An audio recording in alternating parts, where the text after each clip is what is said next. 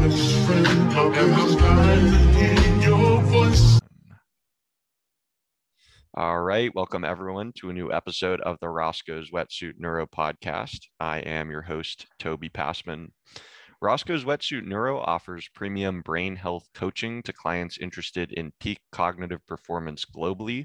Go ahead and check out roscoeswetsuitneuro.com to sign up for a free 15-minute introductory coaching call to see if brain health coaching is for you.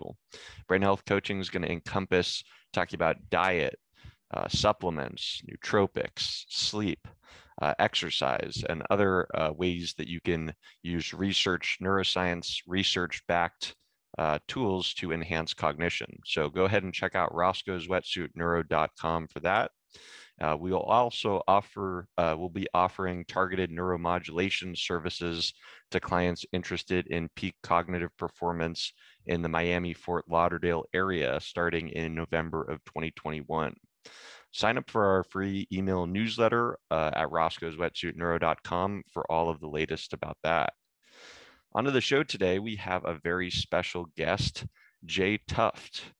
Jay founded the Performance Excellence and Recovery Consulting, PERC, a consulting firm dedicated to providing developing athletes the tools necessary to elevate their mental game and perform in the face of stress, pressure, and adversity. Before PERC, Jay spent several years at the United States Olympic Training Center in Colorado Springs, spending hundreds of sessions working with the world's best athletes to elevate their performance. Jay's work at the USOTC led to a realization that it wasn't just athletes at the highest level that needed high-performance psychology training. It was all athletes that stood to benefit. So Jay, super excited to have you on the show today, man. Welcome. Toby, really excited to be here. We are in such a connected space, especially in the world of peak performers. And I wanted to mention too, I think you'd appreciate this. When I was down at the Olympic Training Center, specifically the work that I was doing was actually in psychophysiology. So we were doing bio and neurofeedback training with those athletes. So no, incredibly happy to be here. I'm really looking forward to this conversation. But yeah, thanks so much for having me on. Absolutely. And maybe that would be a great place to start. I mean, what was your experience working with biofeedback and neurofeedback with these athletes? Like, tell me about, like, was this oftentimes like the athlete's first exposure to these sort of modalities? Had they done it before? Had they heard about it? Like, and then what were kind of the results working with these athletes with those tools? Yeah. So when I got down there, it was on the tail end of me finishing up my master's degree. So it was a heck of an opportunity to go down there. And this was in preparation for 2016 for Rio.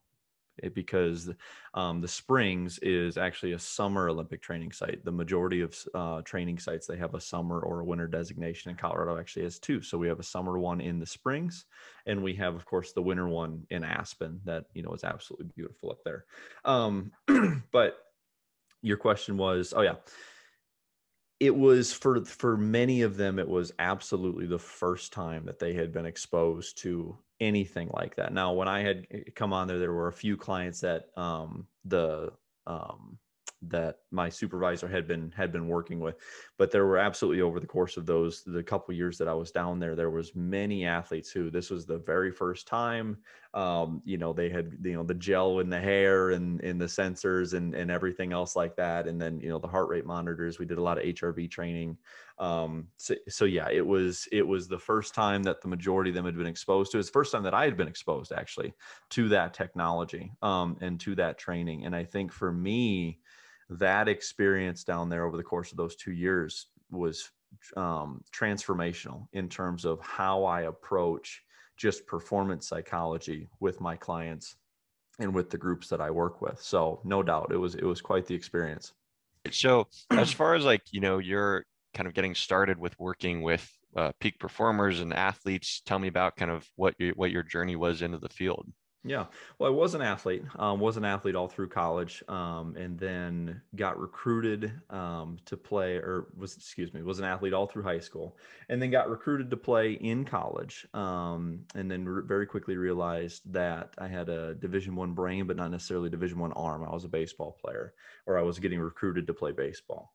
And, with where my family comes from, South Dakota, very blue collar, very hardworking, it just made the most sense for me to get as much money as I could for the brain side of things. So made that decision.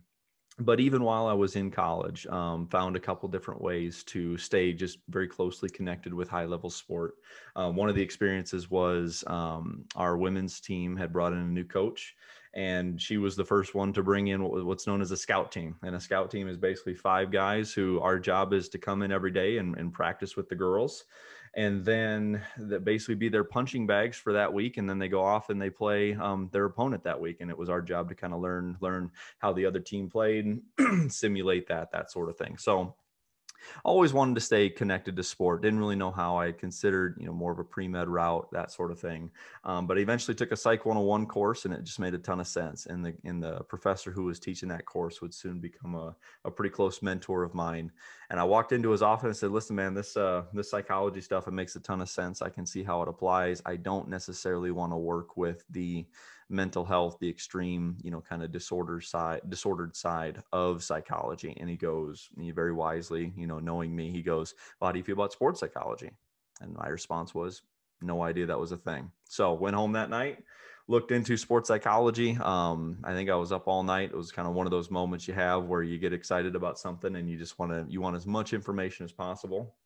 Found the sports psych program out here in Denver. The high performance psychology program out here in Denver is fantastic. We had tremendous professors, and that of course led to the opportunity down at the training center in the Springs, and completed that degree, completed that contract with the Springs, and had a few moments that I was down there, working with some of this stuff that was pretty transformational in terms of the technology that we had. But I also had this kind of gut feeling that what we were doing down there with these incredibly high level athletes, these incredibly high level performers, the skills and the tools and the tactics and the techniques that we were installing in these people would actually, in my mind, I felt like they would be far more beneficial to a younger population, to developing athletes and performers, because essentially we were just helping these Olympic athletes, better handle stress and pressure and adversity that comes with their sport. Well, it was my thought that, this is knowledge and teaching and, really high level applied tools that in my mind should be applied to younger populations, developing athletes, developing performers, to help them better handle stress and pressure and adversity just at a younger age. So that led to, as you said in the bio there, starting PERC, and it's been a great 5 years. This will be the 5th year in the business. It's been a great run out here. Been able to do a lot of good work, and then now, of course, starting to put some more stuff out online, starting to make these resources just more readily available to everybody, not just my market out here in Denver. Awesome. And we're definitely going to jump into PERC in a minute, but before we do so, I wanted to kind of find out more, just kind of for people, who are kind of not too familiar with sports psychology. Like, tell me about kind of, that schooling and training program and working with these athletes in Denver. Like, tell me about kind of what is that like as far as what you're receiving training on. You mentioned kind of dealing with the stress that kind of these athletes have to deal with, but what else goes into kind of a sports psychology program? Man, big question. Let's talk specifically in the program. So sports psychology or high performance psychology, generally you'll find it's a master's degree. And then if you wanted to go on and do some sort of doctoral training, the majority of those programs are in clinical or counseling psychology. And of course, now we're getting into more of the disordered side of things, not necessarily the applied for peak performance side. The majority of those programs can be found at the master's degree level. And it's a branch of applied psychology. So we take, for the first 100 years of psychology, the majority of it was meant to help get people back to normal. So people who had a disorder or had a mental health issue and get them back to what we would call like a normalized state or a normalized function. So that's your depression, anxiety, mood disorders. I mean, on the extreme cases, schizophrenia, multiple personality, that sort of thing.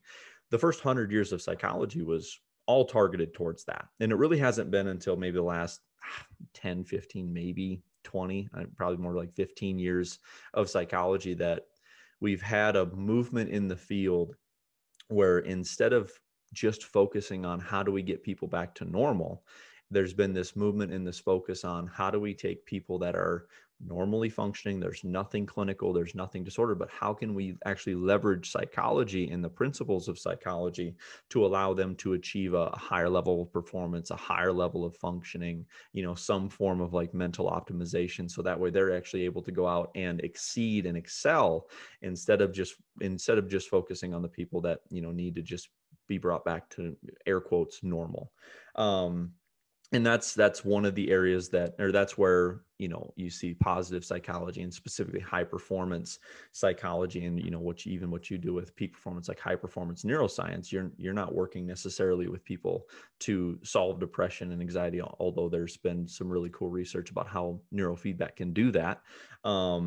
You're working with people about how do we take you from where you are and get you from where you are to where you want to be, or this higher level of functioning. And so all the things that go into a performance psychology program, I mean, you have, depending on what you want to do, we had a variety of different classes. If you wanted to work with like high risk populations, such as soldiers and firefighters, and, surgeons, there were a few cool classes on that, but it's really just an understanding of, obviously you need to have a strong psychological base. We need to understand, the foundations of psychology, how the brain works. I think that's a big thing, especially when you're working with athletes and performers and just people in general, really understanding how the brain works. So we had some neuroscience classes that went into that as well. It was a very multidimensional program. And it has to be, because when you think about working with, I mean, at this point, it's easier to name a sport that I haven't worked with than a sport that I have worked with.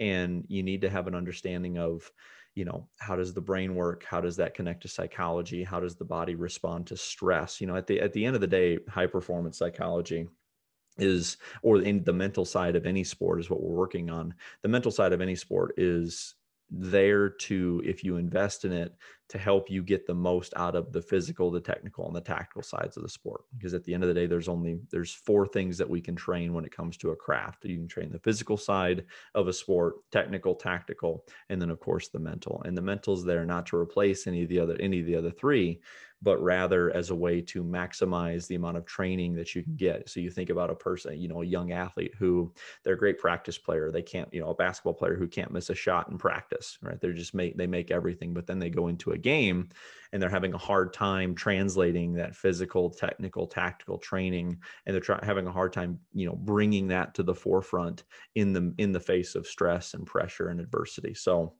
that's a long-winded answer. It's a big question.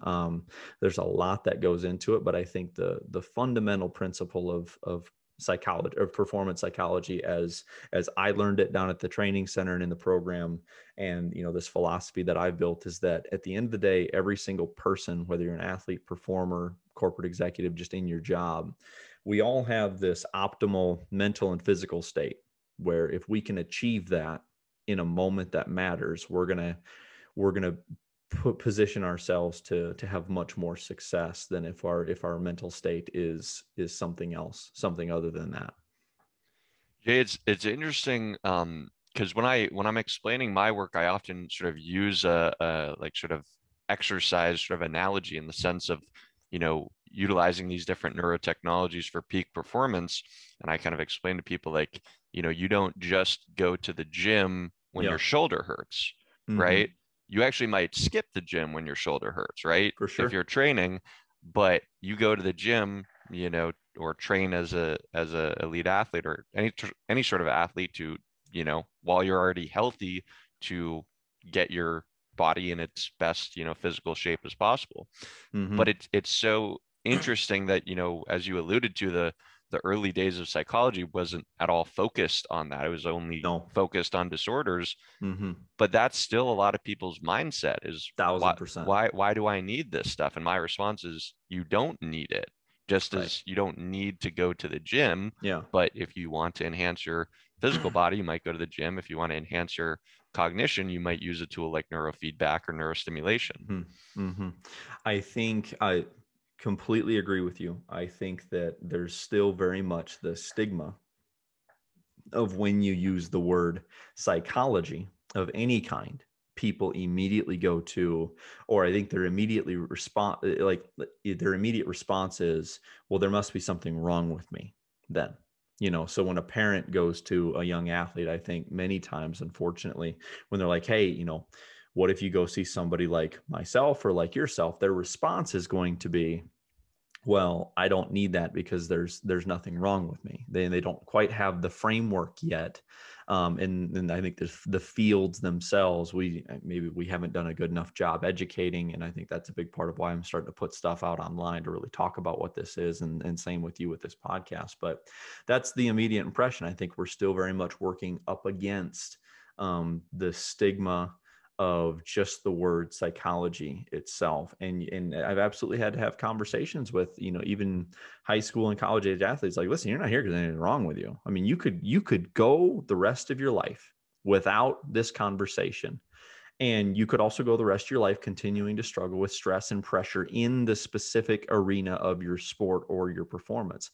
And there's probably nothing terrible or nothing bad that's going to happen to you. Like, you could go on and live a perfectly normal life. But if you want to learn how to maybe overcome some of these mental blocks that you have, or some of these mental barriers that you have, or just anything that's keeping you from being the best version of yourself in some of these big moments, well, then let's have a conversation. But if not, I mean, no harm, no foul. But understand that, it's no different than somebody who, well, I'm not strong enough.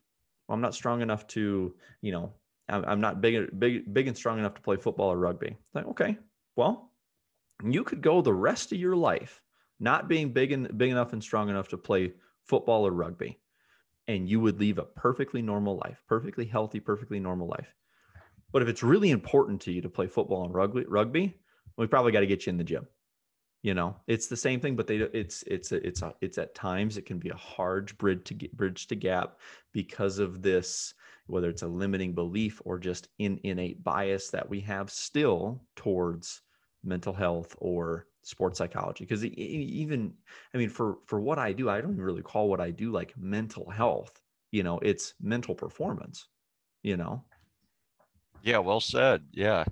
Well, tell me about PERC, and tell me about Yeah. just what kind of got you to start it, Yeah. and what it encompasses. Well, what got me to start it was one of the very first individuals that I had when I was down at the Olympic Training Center. I was actually approached by a parent of a figure skater that wasn't of this country. And, this figure skater was incredibly talented. But she was having a hard time. And of course, figure skaters are very young. Figure skaters and gymnasts, they start incredibly, incredibly young, but they also exit their sport young. I think I was chatting with a old school figure skating coach one time, and we're kind of chatting about this. And she goes, you know what you call an old figure skater? I go, what? She goes, a curler. I'm like, okay. Just to kind of drive home this point of, these are very young people, and they also exit their sport very young. And this figure skater was no different, but she was incredibly talented. She was incredibly, incredibly talented. And because of this, got thrust into the ranks of the national team for figure skating for her sport at a much younger age than you would expect. But there's not as much competition in this country for figure skating. And she was good enough. I mean, you don't get to go out on the ice unless you can land the elements, unless you could do a triple axel, triple salchow. Like there's a checklist of elements that you've got to be able to hit before you can even go on TV. And she was able to hit these. And then she goes to kind of her first big meet, the first, level elite, TV time, first big meet. And she has such a massive reaction to that moment, to the stress of that moment, to the pressure of that moment, that it got to a point where she physically could not take the ice. And this is somebody who's just incredibly talented. And unfortunately, all like we talked about, all the physical training, she had all the physical gifts, all the technical gifts, understood the tactics of her sport very well, but nobody ever had a conversation with her about what was going to happen when the lights came on. And that was a real problem. And so, the parent ended up, getting in touch with me and reaching out with me, and we worked hard. And all the credit goes to this young athlete, because she put in the work, she bought in, she overcame the bias and the stereotypes to psychology. And this was like 4 years ago, and she was eventually able to get past this mental barrier and to go on and to have a successful career that was no longer going to be hindered or impacted by her inability to handle that stress or that pressure. And that client was again, just kind of one of those kind of transformational moments. Like you're at the fork in the road. Which way do I go? Do I do like the majority of people want to do and try and get into a college athletic department, or go work with a pro team or a minor league team in baseball or whatever it was? And I said, no, I think that I really firmly believe that what we're doing here needs to be made available to younger developing athletes, to youth, to high school aged athletes. You can have you can distill these concepts down. You can start having these conversations at a young age. So then maybe, maybe there's a chance that, an athlete who gets these resources a little sooner, a little earlier, they don't fall flat on their face in one of these big moments. Because I don't think that you need to. I don't think that you need to fall flat on your face before you realize that the mental side of your sport is important. So that led me to start PERC, which is Performance Excellence and Recovery Consulting. So, at the time, performance excellence is this idea of, being able to show up as the best version of yourself in the face of that stress and pressure and adversity. I use those three words a lot. And then the recovery piece is I did a lot of work with athletes coming back from injury. That's actually a really kind of a very niche area that I really enjoy working with. An athlete who breaks a bone or has a terrible fall, and there's a mental side to that return to sport as well. But that led to starting PERC, and I specifically specialized in youth and developing athletes and performers. And the message took. There were several organizations out here that bought into that idea. Parents loved the idea, because I think there's a lot of parents out there, maybe even some that'll listen to this, where you see your athlete struggling, you see your athlete just not being the best version of themselves in some of these big moments. And it's a helpless feeling as parents. And that's what we're all about. That's what my company's been about for quite a while now. And we've had a lot of success, and it's only really been until this year, maybe a little bit more of an encouragement boost from the pandemic. If there's something good that came from the pandemic on my end, it was, I finally had some time to step away from all the work that I was doing and say, how can I get this message and how can I get some of this training out there, so that way other people outside of the Denver area, can have access to some of these resources. Jay, let me ask you, is there a big difference in working with kind of youth athletes versus like professional high performance? Like, I wanted to ask about that, along with kind of differences between different sports. You mentioned the importance of being able to kind of work with athletes who play different sports. Is it all kind of the same principles, or does it differ much?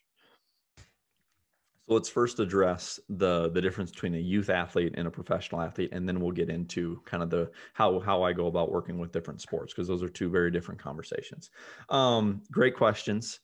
Let's see here. So, because it's interesting, it's funny too, because like yesterday I had 6 clients on the calendar, and 3 of them were like what I would consider like developing athletes. So these are your youth, high school, and even college age athletes. So amateur status athletes. And then the other 3 were pros. I've got a couple pro women's soccer players that I've been working with. And then I have a professional sand volleyball player that I've been working with as well. And I would say the difference is, and this is where, what I do, there's absolutely science to it. And then there's some art to it too, right? Because you can know all the science in the world, but if you can't make it connect to each individual person, you're not going to have any success. So with younger athletes, I would say it's a lot more foundational work. These are people who have, limited sport experience, certainly, but like they're dealing with a very specific problem. And generally that specific problem is just like, it's like fundamental work. It's like when you start playing basketball or baseball, there's just some fundamentals that we need to be able to have established. Now,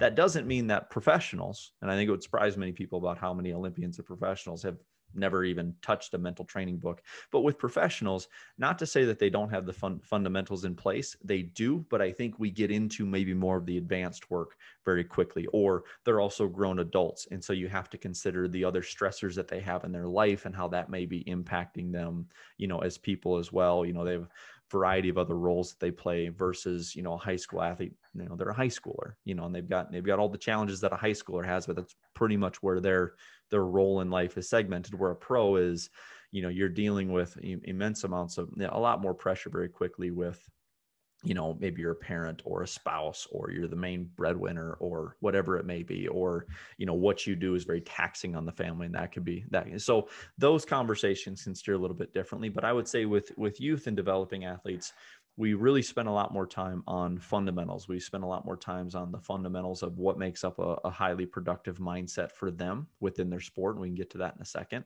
What are some of the basic mental skills that we can install to give them an immediate impact, that sort of thing. But it's just a lot more developmental work, and it's very, very, very helpful. And then as I've got a few, what I would call, again, developing athletes that I've had for several years now. But now we're in a place where all those fundamentals and foundations are installed, and I'm doing professional level work with a 16-year-old. We're having those types of conversations, and that's where it becomes very powerful, right? That's where, if you can stick it out, it's like, somebody learns how to squat. And, so you take a young person into the gym, you teach them how to squat, how to overhead press. And then pretty soon, by the time they graduate high school, they're doing these big, complex Olympic level lifts. Well, they're able to do those lifts because of the time that they spent building up these foundational skills. And that's kind of the approach with the youth athletes, versus with the pros. Many times we've got to be a lot more, time isn't always of the essence with professional athletes. I've got a field goal kicker. Dude's got to make his kicks, right? Otherwise there's not going to be a next year. So we need to really accelerate that work. And I probably meet with him a lot more than I meet with my youth athletes, or developing athletes, which is like once a week. So yeah, so that would be that. And then I don't know if you want to get into, we can talk about how we go about different sports, but if you have any questions on youth versus adult, we can definitely go over that. Yeah. I mean, just to kind of summarize and make sure I understand. I mean, it seems like, so kind of depending on what age you're at, you need to kind of have the fundamentals down. And if you have the fundamentals down at an earlier age, then you're able to kind of progress into this more advanced work. Yeah. And I would say that a lot of the issues that I see, a lot of the common ones that I see, especially in young athletes, are, performance anxiety, confidence, right? Handling pressure. And those are, there's a baseline that we need to be able to establish with those individuals, and everything's customized to each person, but the philosophy is generally pretty similar amongst those individuals. Got it. Yeah. And then, so kind of moving on to that second part of the question, as far as working with different types of with athletes in different sports. Sure. Are there big differences in, say, working with a field goal kicker, and then the next client you have is, an MLB pitcher? I mean, differences?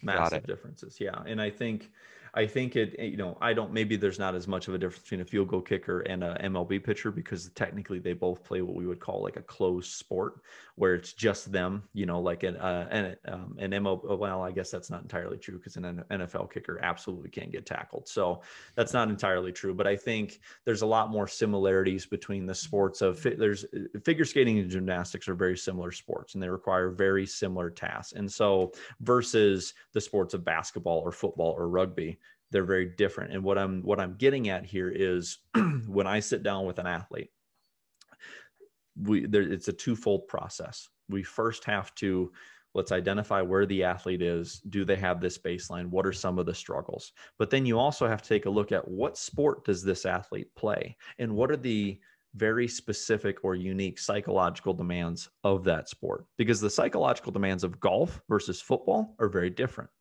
right? A golfer can take pretty much as much time as he wants, but then also when he steps up to hit that shot, he has to be very precise. I think the math is like a golfer who hits a drive and his club face is 1 degree open on a 200-yard shot is 20 yards to the right. Right. So you have to be very, very precise. And so the demands of golf versus the demands of a NFL quarterback cannot take a ton of time to make a decision like a golfer can. So we have to train those people differently. And I think that's where, unfortunately, what you see it on social media or Instagram, you see a lot of people putting out kind of these cookie cutter programs where one size fits all, doesn't matter what athlete you are. And that's just not going to work unless it's, some sort of just basic mental skills program, or like I have a confidence course that would absolutely work for every single person out there. But I think any sort of course or any sort of program, whether it's an online course or a group coaching program, or, what I do with my one-on-one clients, you need to be able to make sure that what you're getting is both customized to you in your own unique struggles and what that looks like personally for you. But then also, how do we couple that with what the demands of that person's sport are, and what do we need to be able to train them to be able to do at a very high level? Got it. Got it. What about in terms of kind of group sports, Yeah. do you ever kind of work with whole teams Yes. collectively? Because it seems like, someone could have, their own psychology kind of mastered per se, but say they step, they're they're not very cohesive with this other Yeah. player who they have to, work with quite a Yeah. lot. Yeah. So do you ever work with the dynamics of teams? Absolutely, all the time. And I would say probably pre-COVID, that was probably 30% of the work that I did. Now that's obviously tapered down now, but we are starting to see team sports kind of come back, which is great.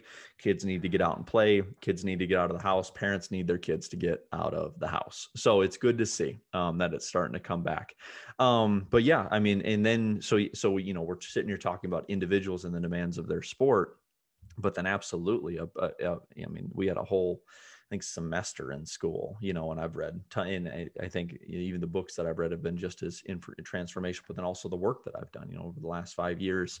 I think I totaled it up. I've done almost 1,200 team sessions, just team group sessions. And that's, of course, working with everything from group dynamics to cohesion to leadership to, getting buy-in. How do you, what is really the tactics to getting, basically a group of individuals unified and directed like an arrow towards a common goal. Not always easy. And then you couple that with the majority of the teams have been teenagers. Also not always easy, but that can be some incredibly rewarding work. But absolutely, but then again, you have to say, okay, where's this team at? What does this team need from a group dynamic standpoint, cohesion standpoint, leadership standpoint? But then also, what are some of the struggles that this team is having? And then and specifically, how are those struggles translating to them not meeting the psychological demands of their sport? So for example, a hockey team that just in general, this team tends to play very passively. Well, we need to go into every single person or have a conversation and have some sort of session with the team where every single person can kind of visit and try and understand, why am I being passive? Why am I not being aggressive enough? But then also, it's a lot easier as a group. It's like, I don't know if this is going to be a terribly offensive example, but what they say is, like, if you have a dog and you train that dog, but then you get a puppy, they always say the second puppy is a lot easier to train because the second puppy learns from the first puppy. That same concept is how people learn the same way, right? If you put a group of people in trying to learn to become aggressive, it's going to be generally a lot easier to get a group of people to be like, all right, we are going to be aggressive, than one person to not be passive anymore and to get that person to be aggressive. So there's a lot of kind of group learning and some art to how do you work with a group of people to be able to do that. But it's absolutely a lot of fun for sure. Jay, do you find that say coaches of teams, do you find that they understand much sports psychology, that they integrate much sports psychology into their actual coaching? Because someone that comes to mind, say a guy like Phil Jackson, right? Who was kind of famous for or I don't want to say famous for that. He's famous for winning tons of championships, but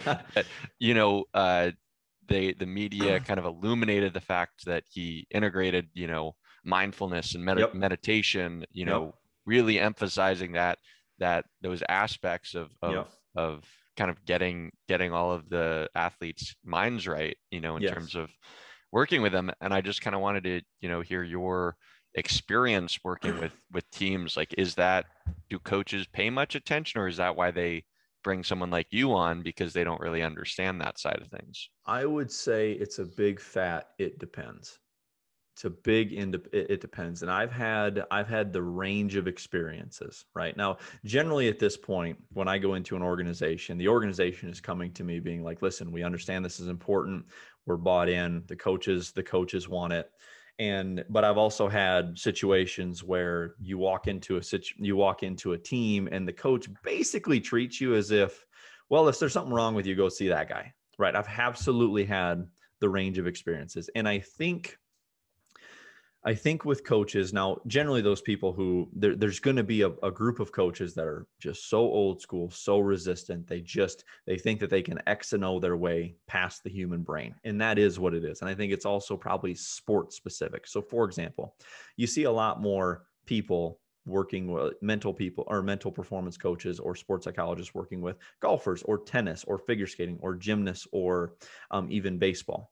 Whereas the sports of hockey and the sports of football at the highest levels maybe aren't exactly open to it. And that's more of a culture thing within those sports. So I think it can be sport specific, but I think for the most part, the coaches that I have, and I think, my in the way that I get buy-in from the coaches is I'm kind of here to make your life easier.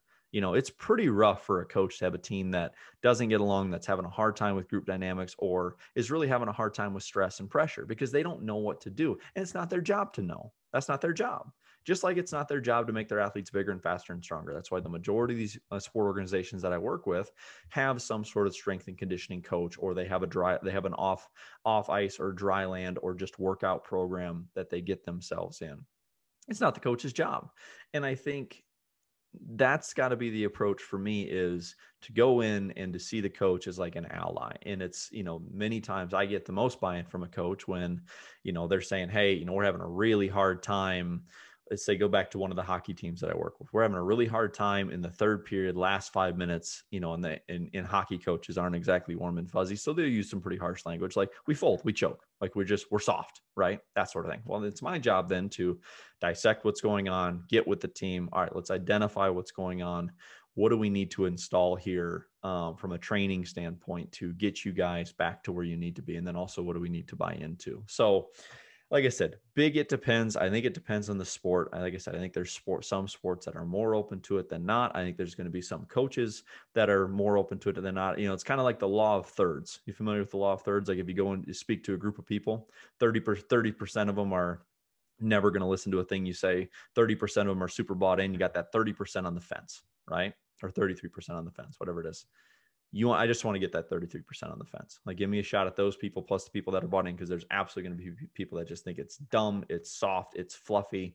This guy's probably going to come in and put my athletes in a circle and sing Kumbaya, and that's what it is. And that's just what their opinion's going to be. But there's also a lot of great coaches out there that I think we're starting to see, just like anything else, a movement more organizations starting to provide this as a resource. And if you want my honest opinion, if you really wanted to see this take off, if there's any parents that are listening to this, it's kind of on you.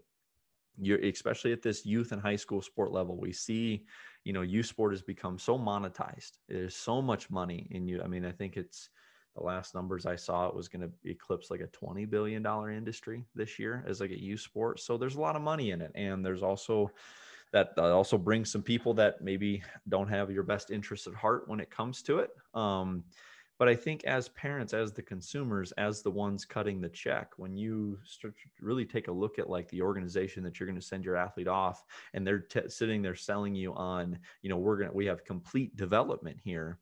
I think we really have to ask ourselves, can it be complete development unless they have somebody coming in to bring in the mental side? Because that's what happened with strength and conditioning. Right? There was a period when no college athletic department, no professional team had a strength and conditioning coordinator until the consumers demanded it. And then eventually it became commonplace. So now in almost every single, high level sport academy or sport organization out here has some sort of strength and conditioning, because at this point it would look weird if they didn't. We're not quite there yet with the mental side. And I think that's mostly because the consumers haven't asked for it enough yet. Got it. Well, Jay, we're coming up onto the end of the show, but before we wrap up, any kind of pieces of kind of take home information, that any tips or pieces of advice for, athletes, whether they be, amateur youth athletes or professional athletes listening to this, as far as just, any ways they can go about kind of maximizing their performance from a psychological standpoint? Absolutely. I think that if you're anybody, it's interesting. I'll sit down with a brand new group of people and I'll ask them, how much of their sport is mental. And you always get a big percentage, almost always at least over 50% for whatever reason. But then I'll ask the same group of people, how much time have you spent putting time into the mental side of your sport? It's always a big old goose egg, right? Nobody does anything.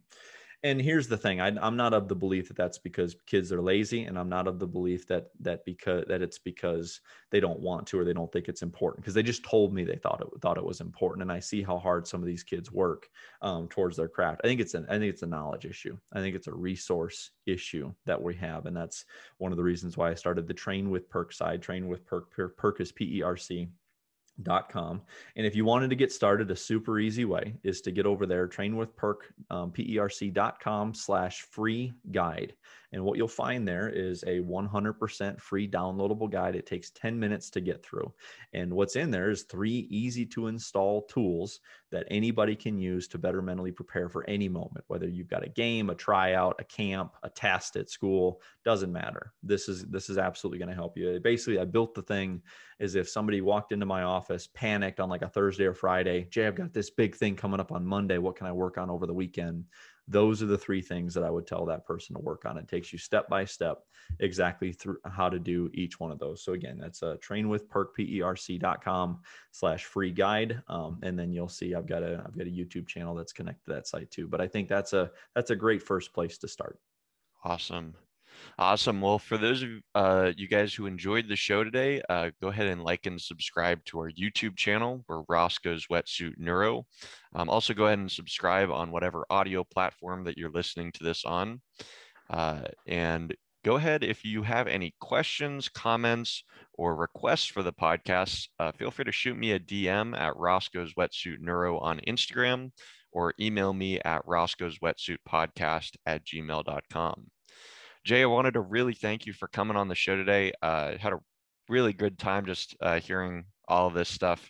Could talk to you for hours, but thank you so much for coming on the show today and sharing your expertise. Yeah, man, Toby, thank you so much for having me. And I'd be happy to come on if there's a specific topic that your audience wants us to dive more into, or that they wish that we could have gone more in depth on. I'd be happy to come back anytime.